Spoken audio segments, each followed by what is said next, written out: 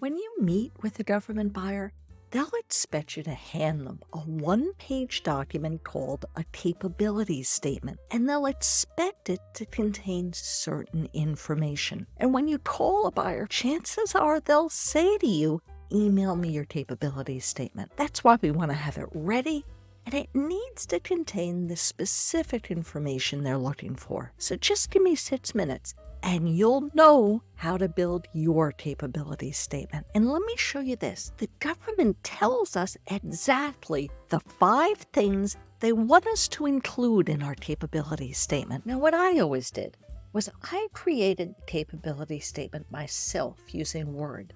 I prefer that to hiring someone because that way I could easily update it and tailor it for each person I met with.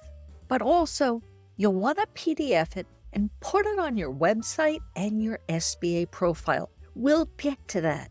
But first, let's go over what to include in your capabilities statement.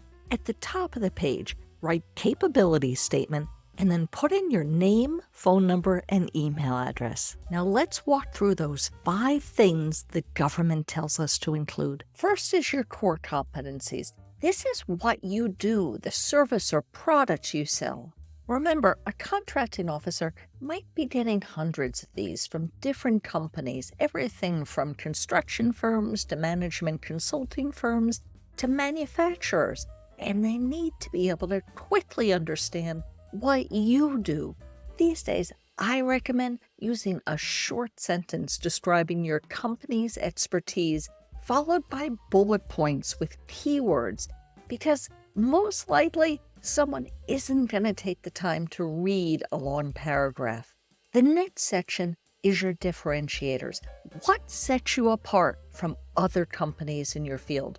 The buyer wants to know why they should pick your firm over your competitors. This could be things like your years of experience, your outstanding staff, your great technology, or training, or customer support. The third section is past performance, and this is government speak for experience.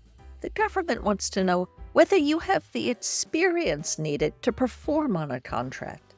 They want you to list previous contracts, including the customer name and scope of work. This does not have to be government experience. You can list commercial experience here.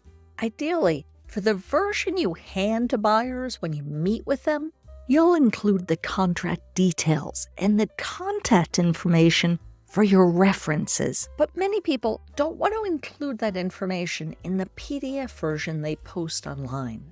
So for that version, some companies handle this section by showing the logos of their clients. The next section is company data, and this is where you list all the codes associated with your business. And this is how you show the buyer that you're eligible for contracts. Be sure to list your UEI code and your CAGE code. List your NAICS codes, and I recommend listing more than one. For most of you, list about 3 to 5 NAICS codes. If you're not sure of your NAICS codes, I've made a video on how to pick them, and I'll put a link in the notes below. Next, list any federal or state or industry certifications you have.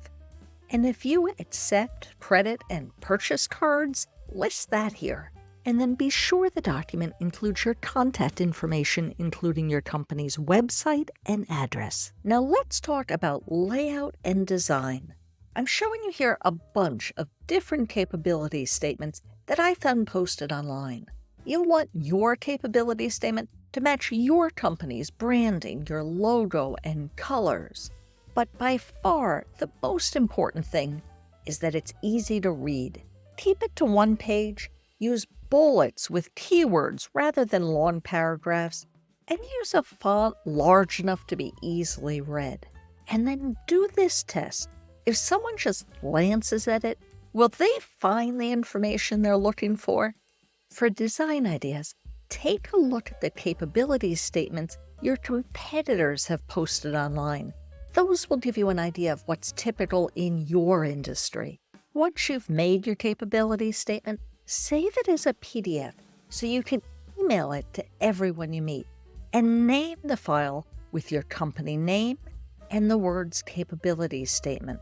Now, we want this to get out to as many people as possible, so post your capabilities statement on your website, your LinkedIn profile, and anywhere else people might find you. The next step is to put a link to your capabilities statement in your SBA profile. Now, buyers search a website called DSBS when they're looking for businesses to do a job, and we want them to find you and see your capabilities statement.